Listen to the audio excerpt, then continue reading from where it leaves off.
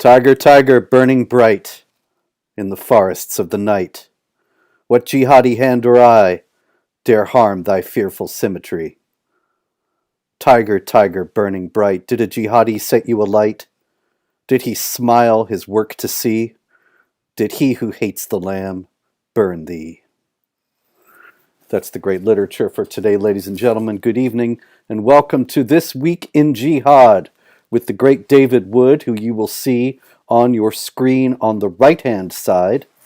And I am Robert Spencer, author of the Quran, on the left, geographically.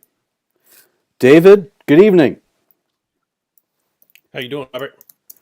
David, thank God, every day above the ground is a good day.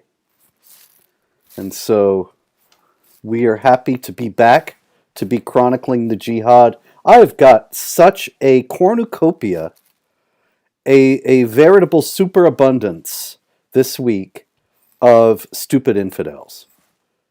It's really been a big week for the stupid infidels. We could probably do the whole show on stupid infidels, but there is a little bit of other jihad. In any case, why don't we dive into Facebook? Facebook has been discovered through its through the Tech Transparency Project, which is a watchdog group. They created over 100 pages. Facebook did not just host, but created pages for ISIS and Al-Qaeda.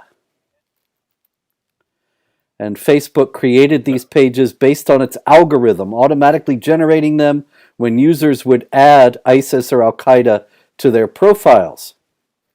The bans on the groups did nothing to stop this automatic process, although I can guarantee you that it stopped any similar action on the other side among foes of jihad violence. I've been so shut down on Facebook. It's hardly. I post there the Jihad Watch posts, but I often wonder if it's even worth doing because nobody sees them, and Facebook makes sure of that. But ISIS and Al Qaeda, not only do they make sure that you see them, but they're creating the pages for them themselves. And that's interesting. That's actually what I think that's what YouTube is being sued for right now.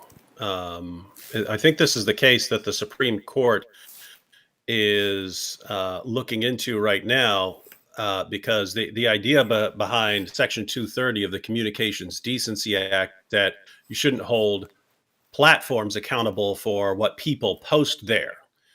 But what's being argued in court is that these aren't just places where people post content. They boost certain content, they moralize other content, and therefore, I think it's someone who had a family member killed by jihadis, and that like jihadis are like radicalized on YouTube or something like that. So, because there's no shortage of jihad videos on YouTube. I mean, to this day, Ali Dawah, you can find him right there. Yes, as soon as we get power, we're chopping your heads off. Sheikh Asim al-Hakim, he lays out the 3 stages of jihad exactly as I do, telling his followers to prepare for the day when they can go door to door, giving people 3 options: convert, pay jizya, or, in his words, and I mean, on Facebook, I actually got off there years ago because I couldn't post anything. I actually posted. It's a famous picture, Robert. You remember that picture of the guy who's sitting there with his arms crossed while all the other workers are hailing Hitler? Oh yeah, sure. They ordered the crowd. To salute Hitler, and one guy stood there with his arms crossed and refused to do it. And so I posted on Twitter. I posted on Facebook. Picture of that guy with a circle around him and said, "Be this guy." In other words, be the guy who would not salute Hitler. Facebook took that down as hate speech. Yep. Several times Facebook has banned me from posting for several days because of Jihad Watch posts quoting jihadis, and they say you can't promote terrorism, as if that's what I'm doing. But in any case, yeah, I would love to get off there. I cannot, for various reasons, not really worth going into here. But anyway, one day I'm going to be gone from there, and it's going to be a day for celebration. Anyway, David, I was hoping you could fill in some of the details on this very curious stupid infidel story. This is a stupid journalist's story because we have The Independent from the UK, but it wasn't just The Independent. It was every last news outlet that reported this. Edward Little pleaded not guilty to plotting a terror attack at Speaker's Corner in London's Hyde Park. He planned to buy a gun and shoot dead our friend Hatun, the famous, formidable, and extraordinarily courageous Christian preacher and apologist who goes to Speaker's Corner. Now, I remember when this happened, when this guy was arrested, that people were saying, oh, it was a Christian. You see, it was a Christian who was going to kill Hatun or wanted to. But nothing is said in any of the articles about Edward Little's point of view. His picture, his jailhouse drawing, courthouse drawing, whatever it is, it looks as if he's got a beard that could be a jihadi type follower of Muhammad type beard, but it might not be. And I was wondering if you had any information, since the journalists are steadfastly refusing to tell us any details.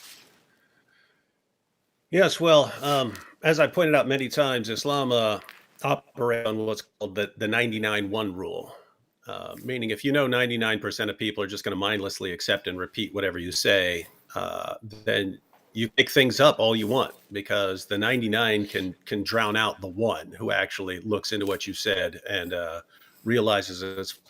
Hatun has been attacked multiple times at Speaker's Corner. She's been she's been stabbed in the face. She's been hit in the face, and every time it's basically if they catch the guy, then it's one thing. But if they don't catch someone who does something at Speaker's Corner, a guy runs off or something like that, or they catch him and Hatun says, I don't want to press charges, I don't care, and they let him go, then all the Muslims run out and say, actually the guy's Christian, and they'll just say it, and then they'll all start bragging about it online. And it was interesting because after the one time when she was in the face, I mean, she's actually hit in the face. She's sitting there showing a cartoon of Muhammad. A guy hits her in the face, and Muslims say afterward that this was some sort of like Arab Christian was upset because they don't want to honor Muhammad there, and so this was a Christian who got mad and hit her. And Muslims spread this, and they just instantly, and then they spread it all over the internet. But then Muslims who actually knew the guy were online going, okay, guys, we need to be honest. We need to, this was definitely a Muslim. We know the guy, he's a Muslim. Mm-hmm. And oddly enough, those messages eventually disappeared, and they just kept saying he's a Christian over and over again. Mm-hmm. And it's just a culture where if lying helps you block a criticism against Muhammad, or if lying helps you silence a critic or something like that, then you lie. And so that's actually the situation. But I've never seen any evidence that anyone who's attacked Hatun is actually anything other than a Muslim. Sure. And I suspect that Edward Little is a convert to Islam, and that's why they don't say anything whatsoever in the news reports about his motivations. But I also should note, before we move on to the next thing, that it is remotely possible that Edward Little or one of the other attackers that Hatun has suffered could be a non-Muslim. I don't think that any of them could be serious Christians, obviously, but remember Volkert van der Graaf. Volkert van der Graaf is the killer of Pim Fortuyn, who was a politician who was very critical of Islam and mass Muslim migration in the Netherlands in the early 2000s. And he was a leftist, he was gay, he was all these things that didn't fit the paradigm but he was very critical of Islam. Anyway, he was murdered by Volkert van der Graaf, and Volkert van der Graaf was not a Muslim, but he said when he was on trial or when he was arrested, I killed Fortuyn for Dutch Muslims, because he thought it was so terrible that Fortuyn was standing in the way somehow of Dutch diversity and multiculturalism. All Yeah, right. and I mean, you can. Oh, I just wanted to point out. I mean, yeah, you can in any situation if you don't know the identity of the attacker, you can always. It's always possible, for all you know, that it's something other than what you would expect. We've mentioned this before, and we're talking about like a in Pakistan when a mosque gets attacked, when there's a suicide bomber in a mosque. Well, there are lots of disgruntled Christians in Pakistan. There are lots of disgruntled Hindus in Pakistan, but we just know from the MO that it's very likely some jihad group, some sort of different sect or different political affiliation than that mosque, and that's why it's being attacked. But notice, before we actually know, it's always possible. It's always possible that you had some Hindu or some Christian or something like that totally Mhm. upset and goes on a killing spree. So you can have these things. It's just if you want to say that the guy attacking Hatun Tash for holding up a Muhammad cartoon is something other than a Muslim, burden of proof is on you in that one. Indeed. Okay, I got a good one out of France here. Uh, the French, there are at least a few enterprising business people in France. David, can you see the screen today? I never know. Do you have the screen? I see it. Okay. My screen in front of me. Yes. Okay, so let's see if I can do this here. This is a page from the online catalog of camouflages.com. Whoops, that's with a K. That is a French clothing company, and they are selling anti-beheading clothing. And you see on the second row, it says, I don't read French, but sweatshirt noir anti-couteau. That's anti-knife black sweatshirt. And you see he's got the high collar, so he can't get beheaded. And the next one, protege, whatever that is, coup, anti-couteau. But the guy's wearing some sort of a thing over the bottom half of his face and his neck, and it's anti-couteau, anti-knife again. And then you've got all sorts of anti-knife products as you go through this catalog. They are going to give you clothing that is apparently thick enough around the neck that you can walk out in Paris and not worry about being beheaded. It would be Islamophobic, of course, to deal with the actual cause of why you need this clothing. Yeah, I mean, my goodness, they need these in the UK. I mean, everyone at Yeah. Speaker's Corner needs these now, apparently, but especially in London, it's like becoming the knife attack capital of the world. But yeah, but I mean, yeah, notice. So you got two options: either don't bring in people who want to chop your head off, or everyone walk around in body armor. Yeah, So that's it. So that's the wave of the future. I expect this company is going to have great success and meet with tremendous profits, so that maybe it can expand into Britain and elsewhere. hey, how brilliant would it be?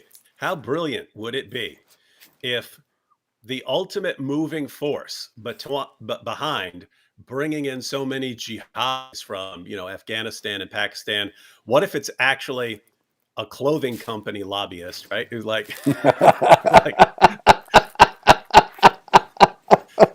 their goal all along has been to sell a bunch of a new line of body armor shirts, and so you had to make everyone terrified of getting their throats cut. That's That'd be brilliant. beautiful. You know, Lenin said it too. The capitalists will sell us the rope we'll use to hang them. And so here you have it. French capitalists capitalizing. I'm sure that now, the people that run these companies, they have to vote for more mass migration, because otherwise their sales are going to suffer. All Can't bet. right, And of course, in Britain, David O is a very rich vein for stupid infidels. We have Abdullah Qureshi. Abdullah Qureshi is the gentleman who, a few months ago, he he actually traveled a long way. It's not in this story, but as I recall, he traveled a couple of hours across England and went to an area that is heavily Jewish and stabbed, or did he stab or just otherwise assault 5 visibly Orthodox Jews? Yeah, he beat them. And it's very clear if you followed the case that this guy was motivated by, let me see if I can get his picture here real quick. I will give up if it You go doesn't ahead. work. Yeah, go ahead and work on pulling up that picture while I point out a pretty cool money making scheme that we could have. Um, Yeah, we should whoop, we wrong should guy. be the ones market. We should be the ones marketing those neck proof, those stab proof sweatshirts. We should be marketing. That should be our sponsor on This Week in Jihad, right? This week in That's it. another week Yeah, of This Week in Jihad, brought to you by this company sponsors your camouflages. sweatshirt. There he is, Abdullah Qureshi. Now you see this. He's got the beard. He's got the kufi. He's clearly an observant Muslim. If he's not an observant Muslim, he sure does seem to want to blend in among observant Muslims. He travels a great distance. He assaults 5 Jews, and the British authorities have just found that he is suffering from a mental disorder. And so that is the end of it. He's going to a psychiatric hospital. He's not going to prison. Well, that's kind of the pattern, isn't it? Yes. And we've talked about this repeatedly, that it's actually journalists and politicians and educators who are convincing people that these guys are crazy, because when you Mm-hmm. spread the myth that none of this has anything to do with Islam, but this guy says it's because of Islam, he's got to be crazy, because anyone who knows anything about the Quran knows it teaches no compulsion in religion, and if anyone kills a man, it's as if he's killed all mankind. And so, I mean, if you look at that and you say, it's telling you to kill, you're obviously insane. And so, Because that's all the Quran says. Everybody knows yeah, that. Every last Western stopped right there. politician in the world will tell you that when you open the Quran, it says there is no compulsion in religion. He who kills one person, it is as if he has killed all mankind. The end. That's it. Yeah, Muhammad came along. He said, hey, everyone, I'm from God. There's no compulsion in religion. If you kill, it's as if you killed all mankind. Goodbye. You And could that was it. print wallet cards with the entire Quran.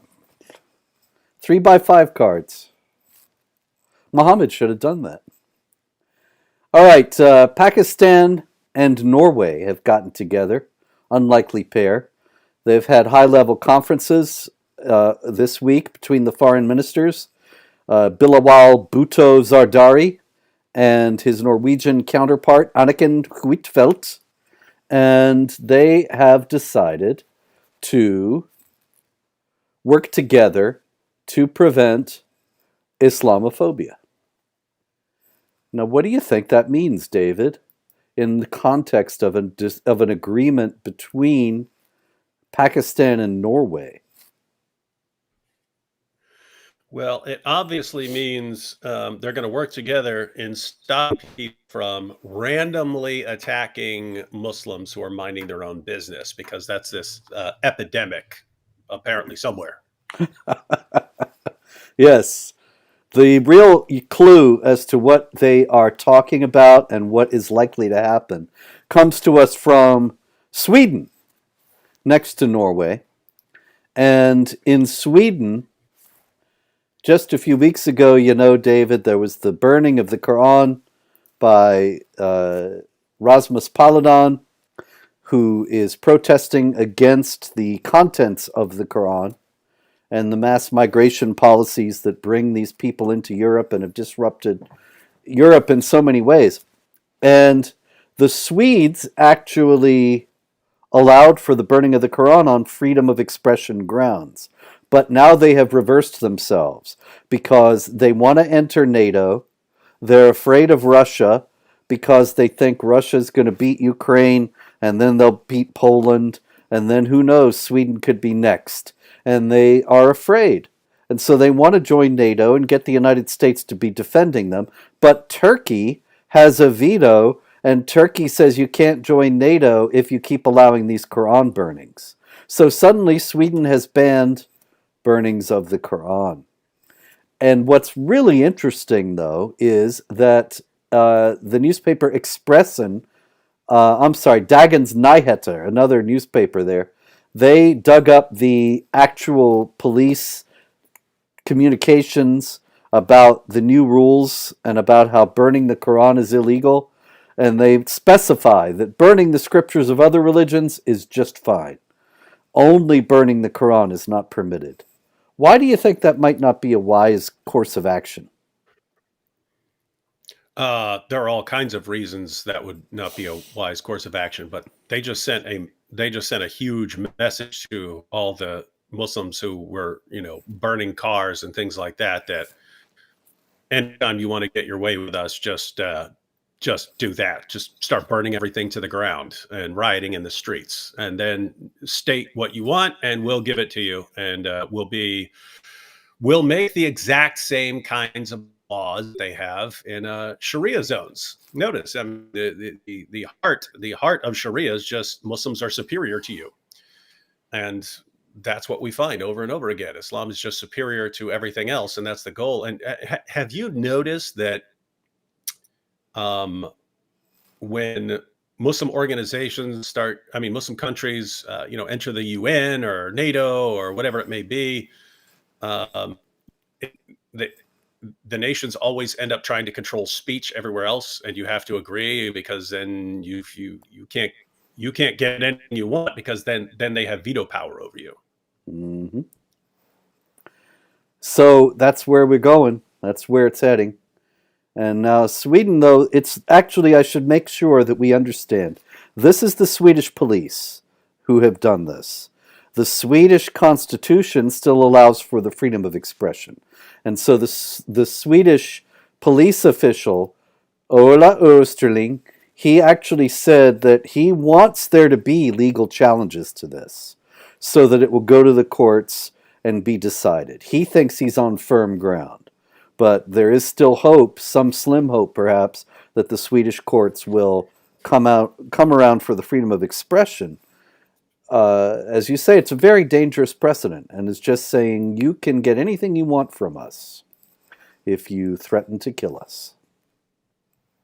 Yeah, and isn't it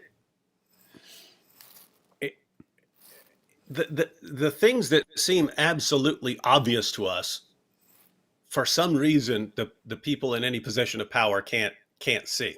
I mean, if you want to stop the violence, you just have to pick something, stand your ground, be ready to stand your ground until they get sick of the tantrums and the whining. And then they've realized it doesn't work. And then you've taught them a valuable lesson. When you say, guys, you can riot all you want, we are never, ever, ever changing this. Or even better, guys, if you riot in the streets over that guy burning the Quran, next week we're going to come out and we're going to burn 100 Qurans. And if you throw violent tantrums over that, the week after, we're going to come out and we're going to burn 10,000 Qurans. And we're going to keep doing that until you stop throwing violent tantrums. That's how it is. That would solve the problem. It seems commonsensical. Very quickly. I don't understand, David. It makes so much sense. Instead, it's hey, we really want to send a message to these guys who throw violent tantrums anytime they don't get their way. I know. Let's encourage them. It's like it's like a kid throws a tantrum on the floor in Walmart because mom won't buy him any Skittles. His mom's like, "Oh, here, I'll give you all the Skittles you want as long, Mhm. if you get up off the ground and stop throwing your tantrum. Great. Take that kid to Walmart next time it happens." That's right. You would think that, we learned all this. We learned all this in third grade. We knew that. We knew that if you give in to a bully, you just encourage him. And yet like you say, when you get into a position of power, suddenly all these things are forgotten. Another case in point in that regard is Nika Nikubin. Do you remember Nika Nikubin? I do She not. is the charming Iranian girl who went to Las Vegas. She's a permanent resident of the United States, but she was born and raised in Iran. And she went to Las Vegas and went on a dating website called Plenty of Fish. And she found a fish. She found this guy who goes back to a hotel room with her, and she started in the middle of their amorous activities. She took out a knife and began to stab him. Where was she stabbing him, David? It's amazing. It's uncanny. That's exactly where it was, in the neck. And she explained when she was arrested that she did it in revenge for the killing of the Islamic Revolutionary Guards Corps Quds Force commander Qasem Soleimani in 2020. And I remember this now. now this guy that she picked up in Las Vegas didn't have anything to do with Qasem Soleimani, but she was practicing what we are always told that we are doing, collective blame. Actually, it's another example of accusing your opponent of what you yourself are guilty of, because we never blame all Muslims for all these things. Never have. But constantly we see jihadis acting as if all non-Muslims or all Christians or all Americans or whatever group, they all are responsible for what one of them does. So any American, she said she just wanted to shed the blood of an American in revenge for Soleimani. Anyway, she was given an extraordinarily light sentence for this. She was put under house arrest.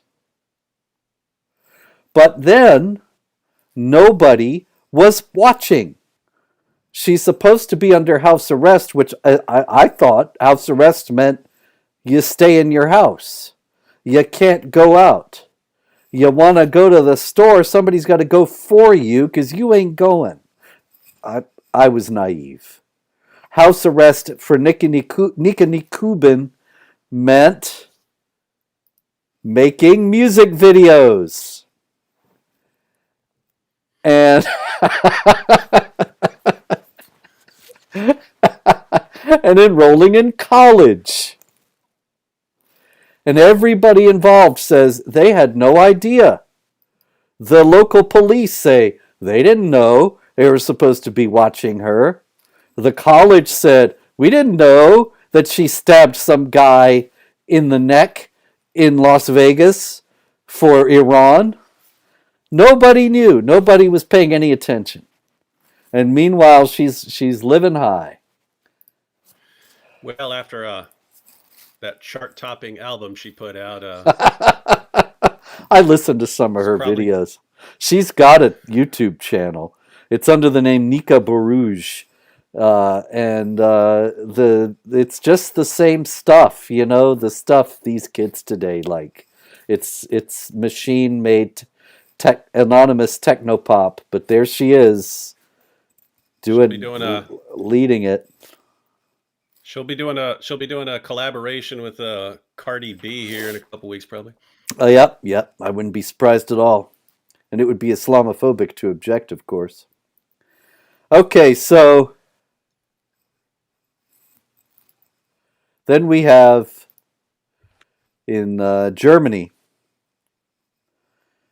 This story just boggles the mind. Um, in Germany, there was this guy from Afghanistan, Maisam Y. They, as once again we see, they never release the last name. My Sam said that, my Sam actually sexually abused a boy who was 6 and a girl who was 8. And he was deported from Germany to Afghanistan? No, of course not. That would be dangerous. He was deported to Switzerland. But the Swiss didn't want him either. And so he is now disappeared. I got this out of an Austrian paper, and they're afraid he's going to show up there. But the real stupid infidels aspect of this is that after he abused these children who were his neighbors' children, he explained it was all so stressful because of my German course. He was taking German, and it was so difficult.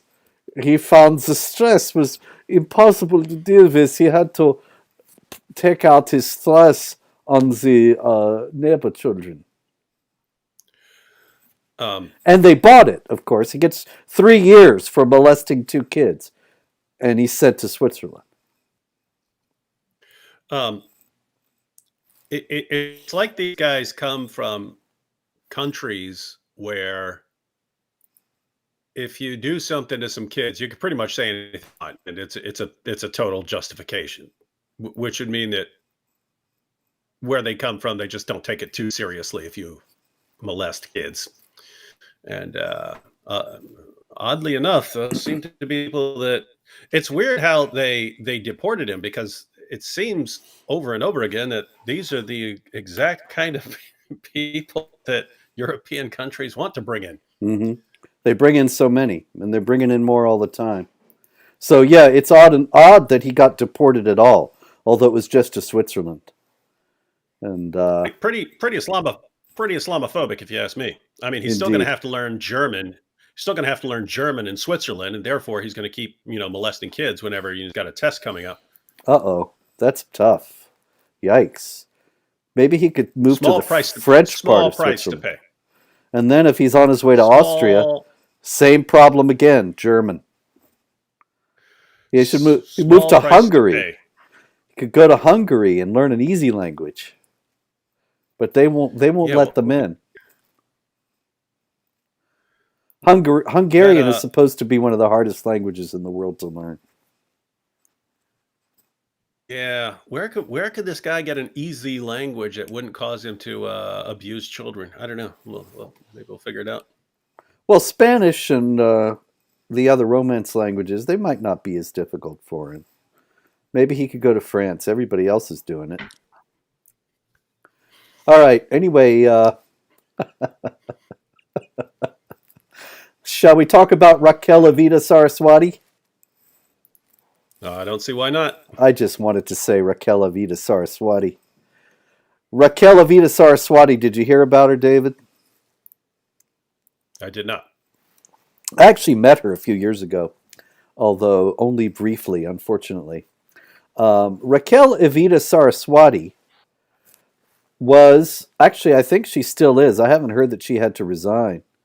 She still is, as far as I know, the diversity, equity, inclusion, and culture officer for the American Friends Service Committee.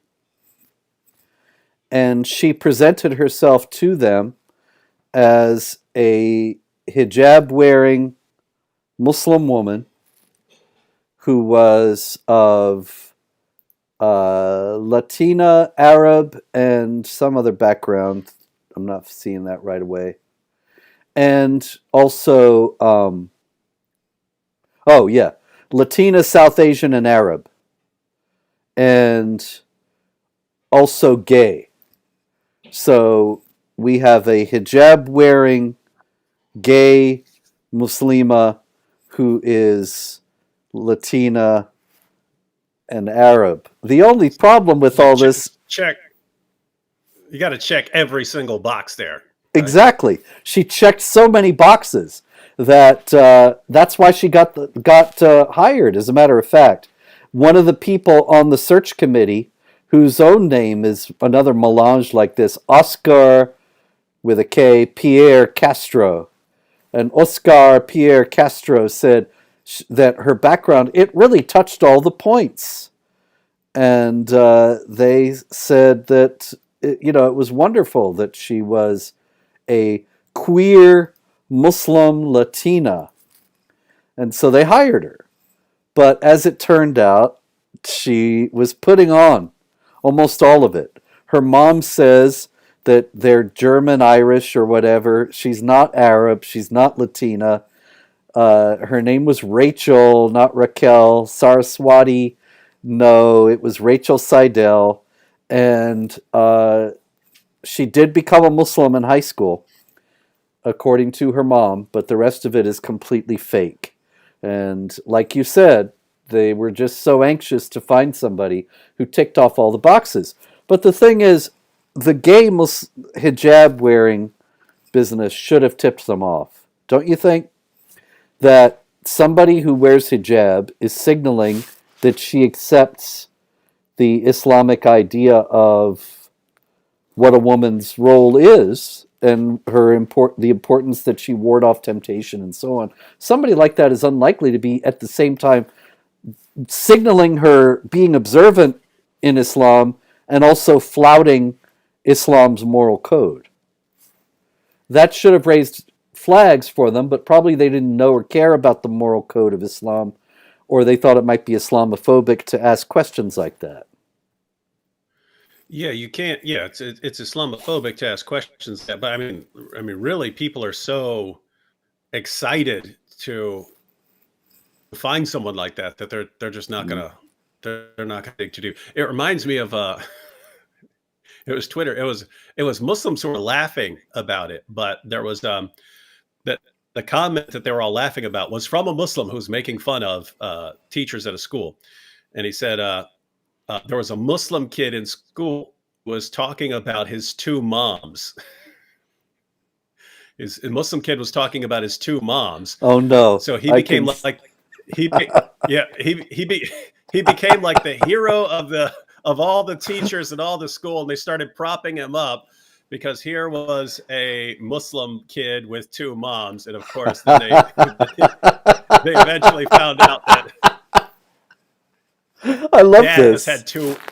His dad just had two wives, right? Yes. So it was, and then it's well now we're not interested in this story anymore, and it's like it's still different from the norm. So I mean, what I don't understand what the rules are, right? Like, if it's two lesbian women, that would be the greatest thing in the world. But if it's polygamy, then that's this horrible thing, and we need to. I don't know. The rules are very arcane and always changing. Polygamy will probably be just fine pretty soon. I think we're heading that way. Yeah. But I did find. I wanted to read off Oscar Pierre Castro. He feels cheated now that it's all come out. When he says that when he was interviewing her, he says, "In my mind, it was great.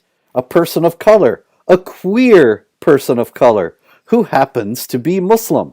It's a woman, all these things, and someone who seemed to get it."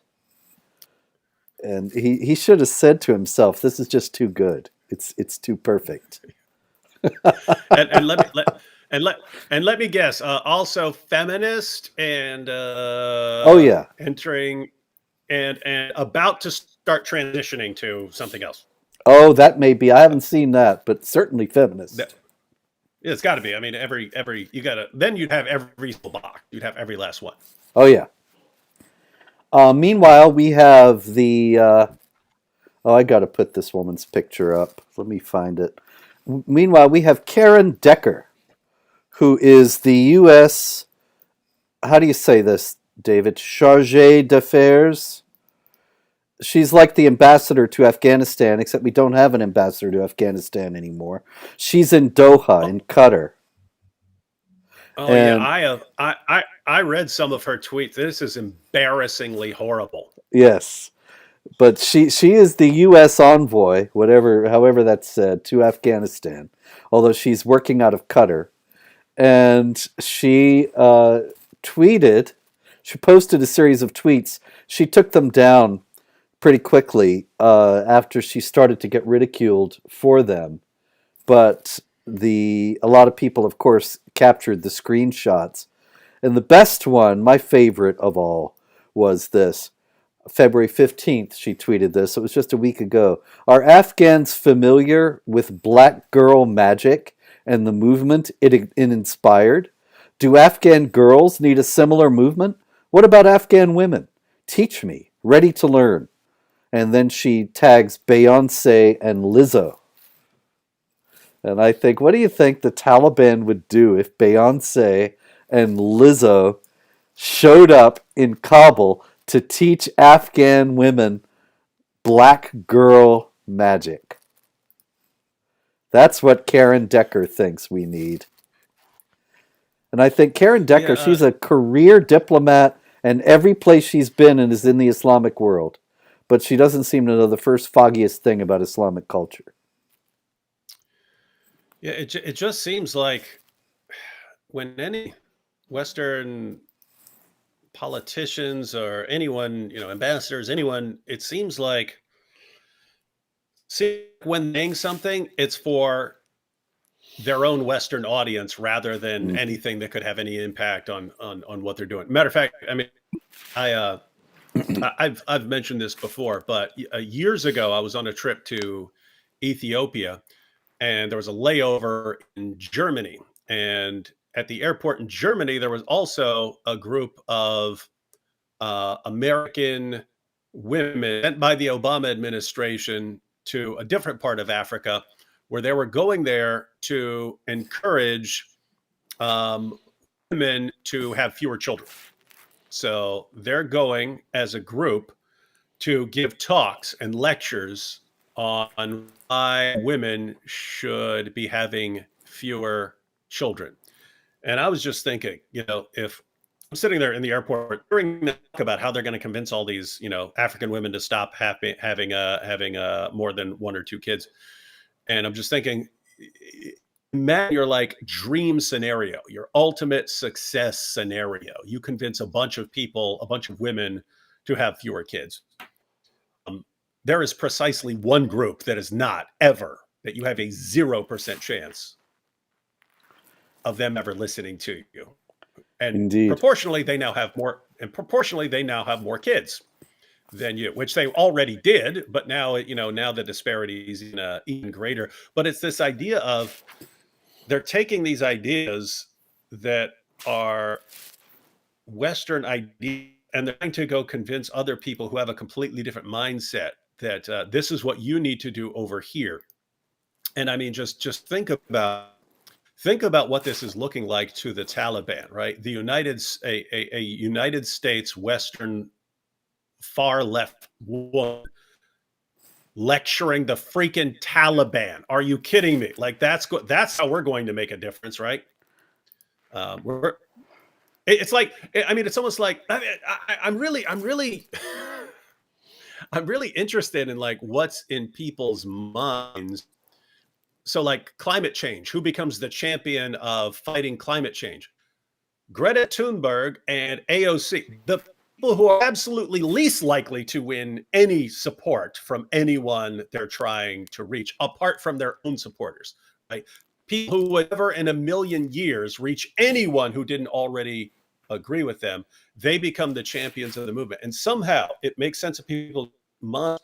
Hey, we really want to make a difference in Afghanistan. I know. Let's pick the one person in all of government to be the representative to talk at the Taliban, and and then we'll see some change. My goodness, man. Yeah, yeah, these people, their balloon never lands. When I keep putting up her picture, but when I saw her, I thought they always look like that, and it's a certain kind of cultural type in America, and they just have no idea of exactly how much they are out of touch with what they're supposed to be working on. All right, By yeah. the way, isn't that like really really weird? Like, I don't know if they're like, I really don't know. Does she know how insane she sounds to anyone outside of her bubble, or I Does bet she not not. know, right? And yeah, and I bet it's like this thing, like like Twitter and all the where everything you say that's along the lines of what she says for years, for the past 20 years of your life, has been getting you showered with praise, and you just think, wow, everyone thinks like this, and you go and do it, like, but it's the same thing that, like, Disney and all these other companies are all doing. They're all saying, this is what we hear the loudest for. This is what everyone in the world wants and everyone in the world likes. And then they do it. And hey, we can't figure out why this just isn't working. Yep. Reminds me of, It's, what was it? I guess it was in the year 2000, but there was some famous no, a movie reviewer who said, I don't understand why Ralph Nader didn't win the presidency. Everybody I knew voted for him. Well, I'm sure that's true. In her whole neighborhood yeah. in the Upper East Side in Manhattan, Mhm. Anyway, okay, University of Arizona. On Yom Kippur last year, there was a murder. University of Arizona. A graduate student named Murad Dervish stormed into the Earth Sciences building and killed Professor Thomas Meixner, who he thought was Jewish. And he made it very clear that he was doing this because of his hatred for Jews. Now, what's interesting is that only now is any of this coming out. When it was first reported at the time, I remember actually hearing about it at the time, and I didn't write anything about it at Jihad Watch because I thought, well, there's murders all the time, and this is a guy, the murderer's name is an Islamic name, but that's not enough to go on. There's no other indication in any of the available stories about anything regarding his motivation. But now it comes out that he was this vicious and violent anti Semite, and all that was covered up to avoid appearing Islamophobic.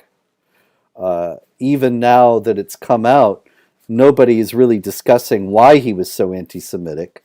I know that, you know that, but they don't know that. And it's all just, so much of the world remains a mystery to these people. It's a total mystery. All right, time is wasting. David, I apologize. We got a lot of jihad to go. Um, let's get to the kinetic activity here. Oh, this was interesting. Palestinian Islamic scholar Sheikh Yusuf Makharza, who is with Hizb ut-Tahrir, the global organization that wants to impose Sharia and restore caliphate. And he gave a refreshing speech on February 8th. Islam and fighting are inseparable. How come? Because the infidels are insolent. Are you insolent, David? Pretty darn insolent. If an He's got that infidel, right. and then he says, if an infidel sees that you have a good wife, he says, I want her. Give me your wife. This happens all the time. But anyway, he says, the only thing that keeps him away from you is fear. Without fear, he will not stay away from you. This is why Allah said to Muhammad, fight for the sake of Allah. And then he says, you should prepare to go and fight the infidels in America before they come here. If you do not go after them, they will come after you. I think there's a bit of projection here. America today leads the world in corruption. Well, he's got a point there. It is the pharaoh of this world. Every day it occupies another country and commits slaughter there. A trifle overstated, but in any case, I thought it was interesting what he says about go and fight the infidels in America before they come here. This is going to happen. There are going to be, of course, some jihadis who come here and they want to fight the infidels in America. But nobody in the American among the American authorities are paying any attention to that. Once again, it would be Islamophobic. But, if they do come, we'll just get Beyonce and Lizzo, and Yes, teach them black girl magic. if that doesn't work, nothing will. Indeed. Okay, back to Britain. We have a startling revelation. The chairman of the West Midlands Muslim Police Officers Association is under fire, Dr. Rizwan Mustafa, because he shared anti Semitic content describing Jews as filth and promoting the destruction of Israel, and the British authorities are shocked. David, shocked. How could this have happened? It's funny. As soon as you mentioned who it was and what his position was, like the possibilities enter my mind. Okay, so he's protecting the grooming gangs behind the scenes, or he's advocating jihad behind the scenes, or something about Jews. So those are the things that pop into my head, and it's funny because one of them always turns out to be correct, and yet, I mean, the country that gave us Scotland Yard can't figure it out. No, they have no idea. I mean, imagine how shocked they're going to be in the British government and law enforcement apparatus when they actually open the Quran for the very first time and read it, and they see that what Dr. Rizwan Mustafa says is just mainstream Islam. When all this time they've thought he was some sort of extremist, people like him were extremists, people like us calling attention to the threat were just Islamophobes. They're going to be so Well, surprised. I have one of my classic. I need to say it so that it's recorded, so that someone can remind me later when I inevitably forget about it. But a funny video would be like Sherlock Holmes, like like like Scotland Yard can't figure out this one of these cases, right? Where like these guys keep turning out to be jihadis or something like this, or condemning Israel. But so they bring in Sherlock Holmes because they need someone who can figure it out. But it's like the most obvious thing in the universe. Like, wait, what? And something along those lines. A Sherlock Holmes of the obvious, right? Mm-hmm. Where no one can figure it out, not because it's hard, but uh, It's just not. because they've been conditioned not to see it. Yep, it's not correct. It's not allowed. It's like that the famous cartoon of the people playing Wheel of Fortune, and it says Allahu Akbar or something like that, with one letter missing, and the guy's saying "Religion of Peace." Can't figure it. Anyway, let's see. But that actually should go into a new section called "What Did You Expect?" There's an awful lot of that all the time. I see these stories. I think, what did you expect? The Islamic Republic of Iran gives us another. What did you expect this week? They're very happy with Hadi Matar, who is the man who stabbed Salman Rushdie and severely injured him. And so they have announced Mohammed Ismail Zareh, who is the head of the Secretariat to implement Khomeini's fatwa on execution of Salman Rushdie. They actually have a guy whose job is to try to get Rushdie's fatwa fulfilled, try to get Salman Rushdie killed. This is a government position in the Islamic Republic of Iran. And Mohammed Ismail Zareh, who is the head of the Secretariat to implement Khomeini's fatwa on execution of Salman Rushdie, which means they must have employees too. I can't. What would they do all day? What have you done today to kill Rushdie? Well, boss, I don't. It boggles the mind, David. I don't know. But anyway, they want to give Hadi Matar 1,000 square meters of farmland because Mohammed Ismail Zareh says with this action he blinded Salman Rushdie in one eye and disabled his arm to make Muslims happy. Now, he must be Islamophobic, right? Because surely Muslims couldn't be happy with the serious injury of a septuagenarian. No, absolutely not. I mean, like, I think about these and it's like, okay, with his arm and his eye, we took out like let's say 12% of Salman Rushdie. So let's go ahead and give this guy 12% of the promised reward, since he didn't get the job done, but he did his part. What do you think Rushdie's? I mean, Rushdie is very he's old. If I were him, I'd just be all out on Jihad for the rest of my life, right? It's just like, okay, now Mhm. you finally ticked me off, and I got nothing to be scared about because I'm old. And so I'm just gonna every day I'm just gonna make another video making fun of Islam. That would be epic, but I don't think we're going to get that. I Uh, don't either. anyway, he's never really been very serious. It's a funny thing. I mean, it's kind of ironic. Life is full of strangeness, and he's never shown that he really knows a whole lot or cares a whole lot about all this. It just happens that he wrote this novel, and now he's stuck with it forever.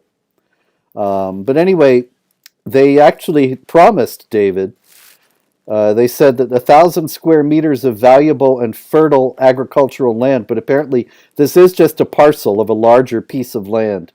And Muhammad Ismail Zareh said that the remaining part of the land will be given to the one who kills Rushdie. I would feel cheated. I believe there was a monetary reward before. They didn't say anything about giving me some farmland. Yeah, can you imagine? I want my millions of dollars, and then you're like, oh, here's your farmland. Get to farming. I'd be like, hey, when you said you were going to give me a tilth, I thought you meant some women. Yep, wrong tilth. Let's see. I always get these mixed up at the end. Where is what I'm looking for to be found? Oh, yes. Okay. We have several stories about women. This story actually doesn't mention women, but I'm certain that it's all about women. Story out of the Swedish press that 900 children have been abducted between 2021 and 2022. Now, these are not stranger abductions, these are family abductions, and they've been taken back to Iraq and Somalia. And so that makes me think they must all or almost all be girls. Why might that be, David? Yeah, that happens. I mean, that's really one of the most common stories we have, except for like terrorist attacks and so on. But I mean, most things you hear is people move to the West, then their daughters are going to school, and they're around boys. So if they get to the age where their daughters are interested in boys, you got to take them back to Pakistan or Iraq or Iran, something like that, where you can uh, either arrange a marriage for them with a cousin, or honor kill them if they refuse that. Precisely. There's also the female genital mutilation, which is far easier to carry out back home Mhm. than it is in many Western countries, although that's changing, of course. There's a similar story out of Buffalo, New York, right here in the land of the free and the home of the brave, David. We have Khaled Abu Ghanem and Walid Abu Ghanem, his son. Khaled is 50 and his son Walid is 32, which means, do the math, Khaled was 18 when he became a father. They live in Lackawanna, New York, near Buffalo. And they are now in a bit of hot water. They have been arrested and charged with kidnapping because they kidnapped their daughter and sister, respectively, who is an adult American citizen. She traveled to Mexico on a vacation without her family's knowledge. And they abducted her there and took her to Yemen. And in Yemen, they threatened to kill her. Her father said, "You are no longer in the West. You are in the Middle East. Women like you are killed." And told her that she had to agree to a marriage that he had arranged, for which he would be paid $500,000.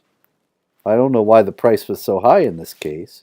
And that she would be killed if she refused. But all this somehow blew up. The victims non-Muslim fiance kept calling the police in Lackawanna, and they somehow tracked down Khaled and Walid. Actually, I'm not sure. The woman, I think she's still in Yemen. Um, and so that's a dangerous situation. But in any case, the father and brother have been arrested. Yeah, there aren't too many places in the world I would rather live less than Yemen. Yeah, that was a red flag way back when one of the first jihadis to come to the attention of American citizens, John Walker Lind, the Marin County Mujahid, who converted to Islam in California and then was found fighting alongside the Taliban against American troops in Afghanistan in 2003. He told his parents he wanted to go to Yemen to learn Arabic after he had converted to Islam. And they said, okay, have fun. And then he, he went to Yemen. He went from there to Afghanistan. Anyway, yeah, it's Yeah. Yemen, that's I read that book. I'm Najud, age 10 and divorced. mhm. And it was about a girl whose parents did an arranged marriage when she was still a little girl, and the guy has sex with her, and but she, unlike so many others, decided to actually fight it, and she, as a 10-year-old, walked into a courthouse and said she wants this marriage stopped. That took amazing courage. Anyway, David, there's a lot more jihad, but alas, we have come to the end of the hour. Don't want to tax the fine people who are here, so thank you all for being here. Be safe and well. Get yourself some anti-beheading neckwear, and and God willing, we'll see you again with more jihad next week.